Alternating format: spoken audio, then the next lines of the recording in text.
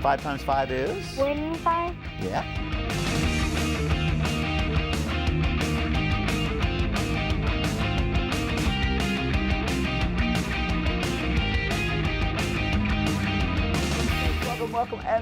Welcome again out there. We're so glad to have you tune in this afternoon to TN Learn Mathline Summer School. I'm Ernie Roberts, and I am your host for TN Learn Mathline Summer School this afternoon. Again, so glad that you're with us. And what do? Well, you don't call in today, all right? But what you can do is take pencil, paper, oh my goodness, yes, write some problems down, get the calculator close by if you think you might need it, and let's have some fun with some numbers and such. We've got some assistants today helping me out on this show. And let's find out a little bit about them here. Guys, what we got going today? On the road with Beaumont Magnet Academy. We are so glad to have them, all right? On the road with Beaumont. That's Beaumont Magnet Academy here in Knoxville, Tennessee. And we thank those students for being with us and helping us out. Actually, we went to visit them. We were on the road. They were not on the road coming to us, but we were on the road going to them. And let's see what they've got to go for us, all right? And let's welcome in. Come on in. Got a math question? Mathline has answers. Hey, Mathline. Hey, Mathline, it's Cooper, and I'm from Beaumont Magnet Academy. And I have a question. If a turtle can move 5 yards in 1 minute, how many yards can it move in 15 minutes? Thank you, Cooper from Beaumont. There we go. If a turtle can move 5 yards in 1 minute, that was a mouthful. He did very well with that. Good job, Cooper. And how many yards can it move in 15 minutes? That's what we're after to find out here. So let's just think about that a little bit, and let's see what we got to do with it. Let's work with this a little bit. It says a turtle is moving. You know, I can't fathom 5 yards in a minute, but for a turtle, I'd say that's quite an accomplishment there. You know, I think we just move one step. We can do quite a few yards in a minute as human beings, but the turtle is a little bit slower. All right, actually, it's a lot slower. But anyway, we've got a 5 yard per minute rate going here, all right? That's booking it probably in turtle language. But let's see how that looks. Here we go. We've got little spaces. This turtle has gone, it looks like about 5 yards. We'll put him right there. We will let him go another 5 yards. And what's happening, we're spending a minute each time, 1 minute. And we'll go another 5 yards. Of course, he's all connected because he's making one nice little thing. Turtles just don't jump, do they, ladies and gentlemen? But let's see, we've got 1 minute. And you get the idea. I could draw this 15 times, all right, for 15 minutes. But let's see what happened with 3 minutes. See if we can get an idea of where we're going on this. Because what we're trying to do is figure out where are things at the finish, where are things happening at the end of this turtle's journey, all right? They're going to be working for 15 minutes. Woo, that's a fast, slow, long, that's the word, long moving turtle move there. Wow, that's a long time to be walking there, I guess. But 15 minutes, we're going to do this. We're going to have 5 yards each. And what we're going to have is, looks like, well, with 3 of them, we have 5 plus 5 plus 5, which gives us 15. Now, think about that. Repeated addition. At this point, that turtle has gone 15 yards. Now, we can add 5, 5, and keep adding 5, count by 5s. That's not so hard, is it? But let's do something easier. Let's use that rule, algorithm. It's called multiplication. That's what it is, operation. Let's do 3 times 5, because that's how many yards we've gone.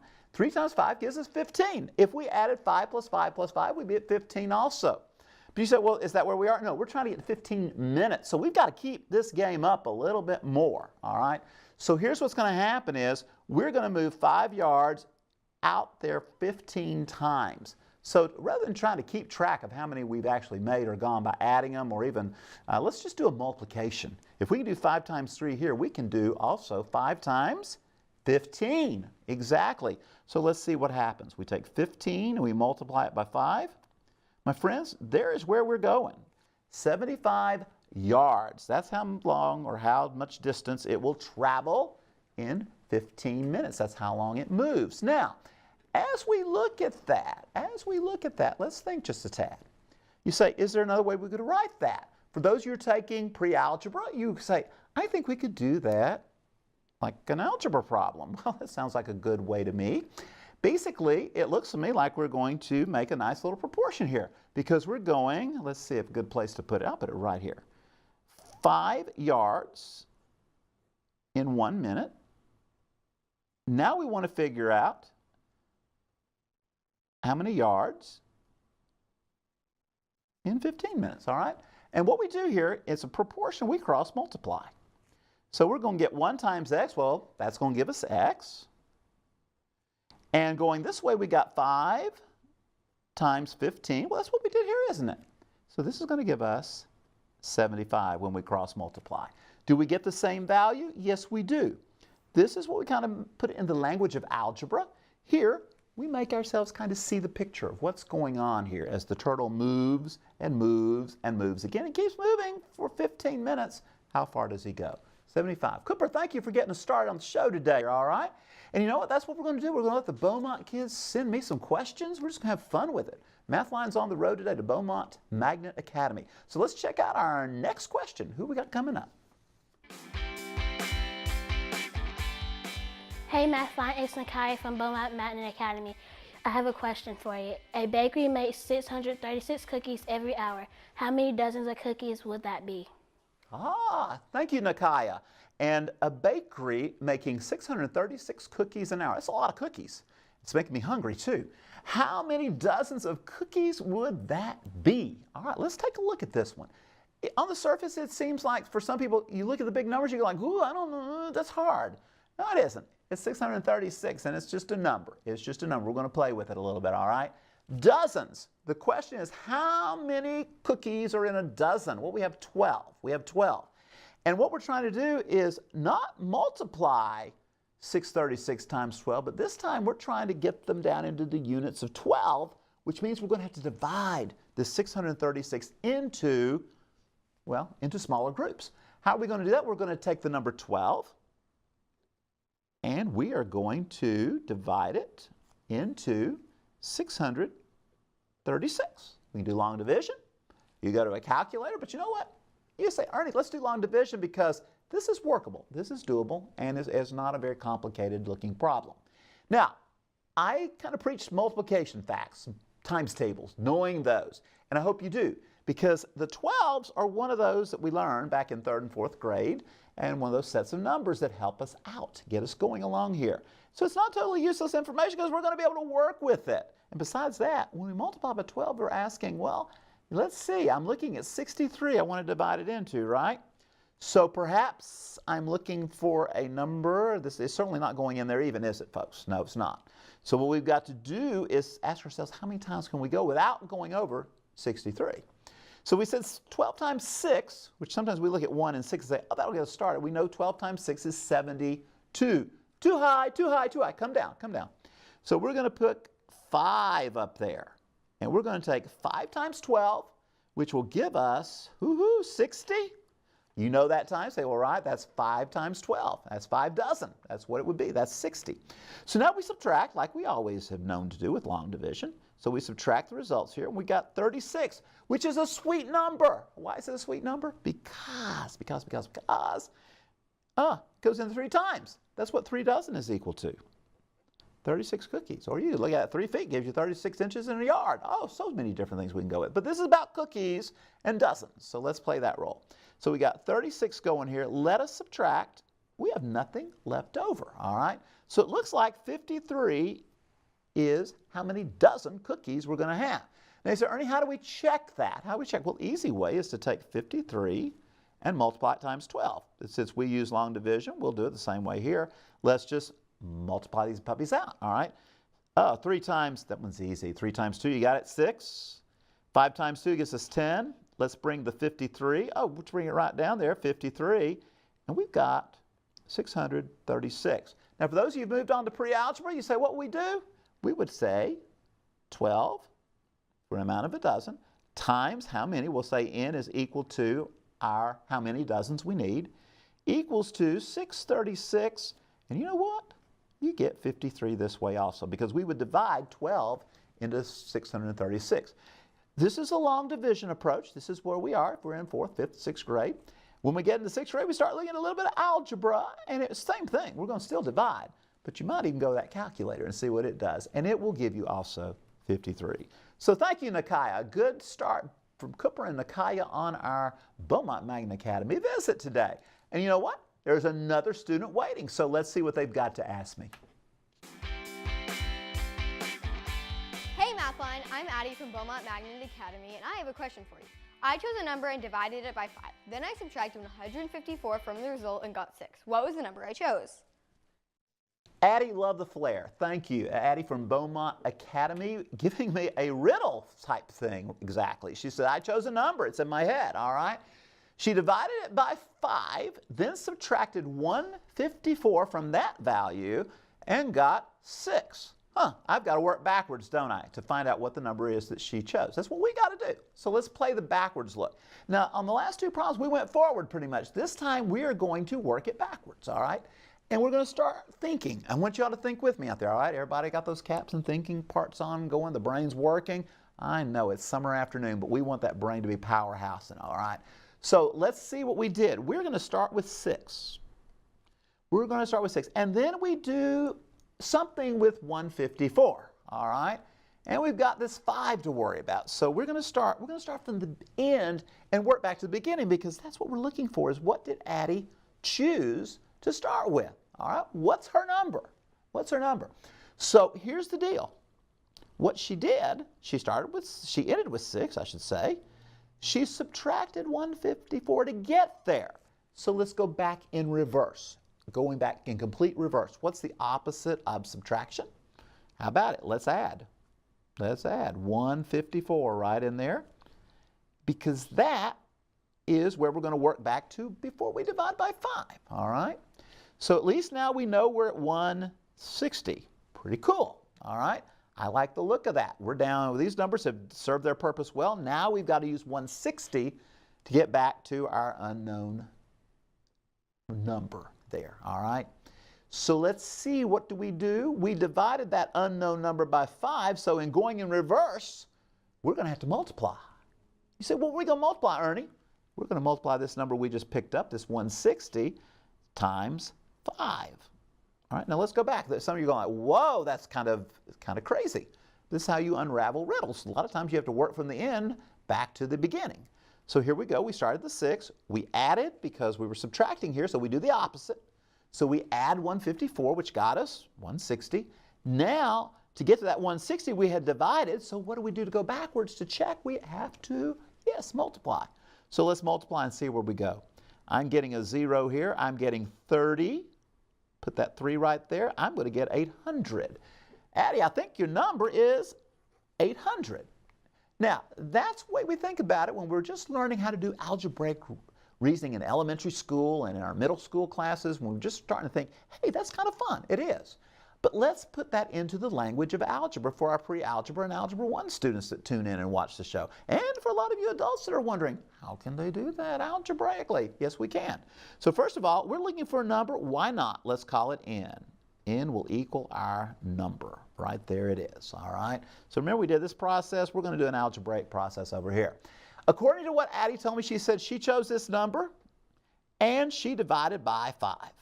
That's what a fraction does. It does division, all right? So n over 5, n divided by 5. Sometimes we say n fifths, but anyway, the idea is it is a division. It's a division. Then she did what? She subtracted that 154 right out from under us here, and she ends up, her result that she got is 6. Well, looky. Algebra students, pre-algebra students, and hey, you elementary students, this is something you can learn from this also. Add 154. Right there we go. Now, there's a property we call the addition property of equality. If we do it to the left side, we must do it to the right side. So that's what we're doing. We're adding 154 both places. And look what we've got. We've got this n over 5 equals 160. Look how we started. See what we did? We said 6 plus 154. We got to 160. All right. Now, here's our next step. We have a number n divided by 5 to give us 60, no, 160. Everybody got that 160? Be sure we are reading it like I read it there. 160, yes. Now, how do we clean up this division? I'm looking for a number divided by 5, so I need to multiply that 5 into 160 to get where I'm going. Does that sound familiar? Exactly. It's what we did right over here. So let's kick that 5 in place. The 5s take a hike right there. They cancel. That's why we do that. By the way, if you want to put a 1 under it, make sure you understand. It's just like multiplying 2 fractions. 5s go bye-bye. We're left with n. Now over here, these are like fractions, but they've got 1s under them. All right? And this is going to give us, well, guess what? 800. So, you know, I'm not totally a skeptic, but sometimes I am. Let's check on the calculator. I love them. That's why they're here for. They're not here for you to get the final answer. They're here to help us get to it, all right, and check it, all right? So let's see what we've got here. Let's check 800. And we're going to divide that by 5 because that's what Addie said we're going to do. And I'm following Addie's instructions. 160.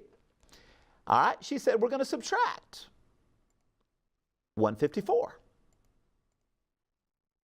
We get 6, and that's exactly where she said it was ending up. What was her number? It was 800. So it checks out from the algebra, from the math, and also calculator. It's perfect in context. Thank you, Addie. Good job on that one. All right. Hey, let's move right along here. We've got another Beaumont student waiting in the wings. Bring it on, guys. What do you got? Hey Mathline, I'm Camille from Beaumont Magnet Academy, and I have a problem for you. A student chose a number and multiplied it by 2, then subtracted 138 from the result and got 102. What was the number he chose? All right. Camille has given a story here also very similar. It says a student chose a number, multiplied by 2, subtracted 138, and we have 102 at the end. So she's given me this number, kind of like we're going to play guessing game with it. Well, no, we're going to get it exact, right? You guys are watching Mathline. So let's see how we're going to work this. We're going to work it backwards, just like we did the other. And then, yes, you guessed it, we're going to do a little algebra, all right? A little bit of algebra there and show you the language of what you're actually doing with your numbers.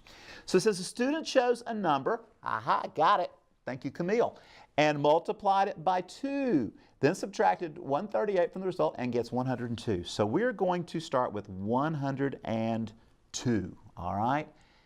You remember what we did with the last problem? Yes, you do. And if you didn't work on the last problem, we're going to work backwards. So to get to the end, we subtracted. To get backwards or go work backwards, we got to add.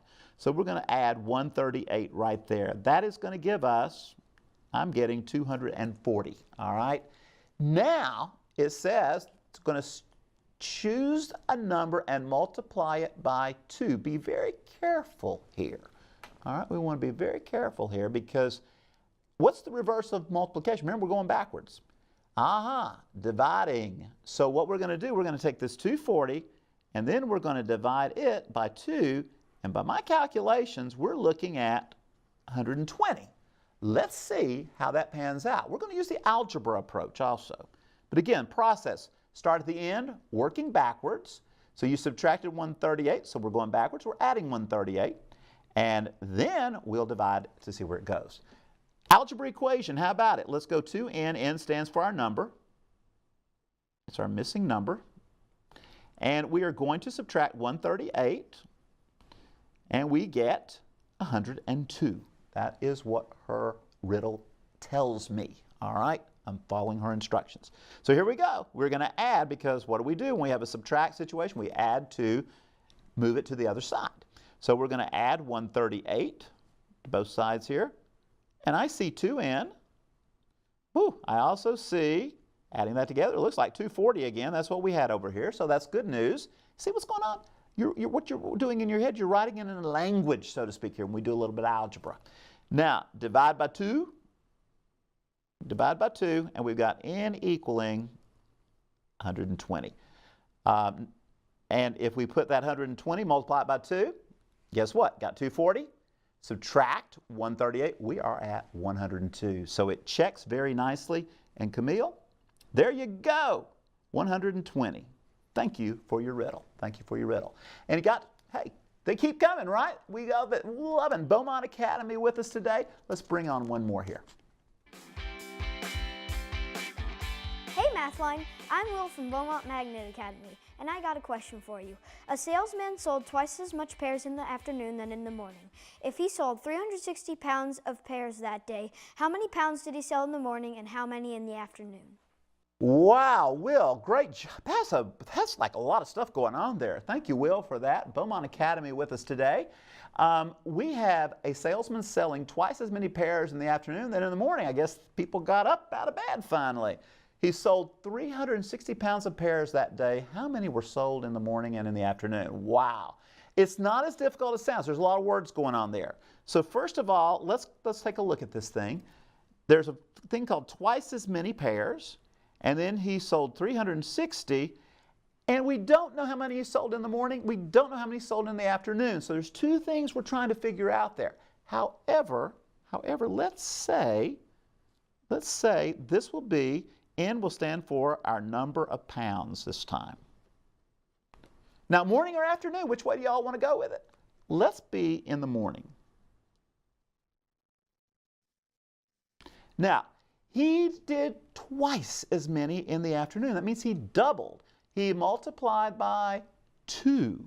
So let's take and say 2N, all right, will be the number of afternoon pounds. Will, you got that? In the afternoon. Now, he sold in the morning, he sold in the afternoon, and altogether, how much does he have? 360 pounds. So here's what we're going to do. We're going to write N plus 2N equals, oh, how about it? 360. 360. Now, I'm going to get this, try to make it as simple as I can. You got an N, and I give you 2 more, all right? Let's say I give you the letter N, and you get 2 more. You've got how many? You got 3 of them, right? So what this does, these combine, by the way, if you've got an N, you got 1 of them. You don't get more, you don't get less, all right? So you got 3N working for you there, equaling 360. Now, language of algebra here a little bit. You're going to divide both sides by 3. And you're going to get, looks like 120 pairs or 120 pounds in the morning. And in the afternoon, hey, double that, 240. Quick check, do they check? Oh, yes, they do. We got how much? 360. So there you go, and always make sure your answers are reasonable. Do they make sense? Back to the problem, all right? And we sold 360 total. That's 120 in the morning. 240. 2 times 120, right? In the afternoon, hey, you got it. 120 plus 240, 360. Good problem. Hey, thanks, Will. Good job reading on that. A lot of reading he had to do on that. He did a great job there. Beaumont Magnet Academy. Glad to have him with them. Got one more to go. Let's see what we've got left here, all right? Hey, Mathline, it's Reese from Beaumont Magnet Academy, and I have a question for you. Mary, Peter, and Lucy were picking chestnuts. Mary picked twice as much chestnuts than Peter. Lucy picked 2 pounds more than Peter. Together, the 3 of them picked 26 pounds of chestnuts. How many kilograms did each of them pick? Woo! Good job, Reese. You have the longest one of them all right? And great job there, Reese. Thank you for reading that to us and giving it to us. A lot of picking of chestnuts here, okay? Mary picked twice as many chestnuts than Peter, and then Lucy picked 2 pounds more than Peter. Whew, that's a mouthful already, going crazy there. How many pounds did they pick? Oh, they had 26 pounds of chestnuts, right? All 3 of them. And then they come, oh, Reese, you want kilograms? We'll get that at the end, all right? Let's go for the pounds first, all right? So we've got this great little thing going on here. Notice everyone is seeming to base their amount on what Peter picked, all right?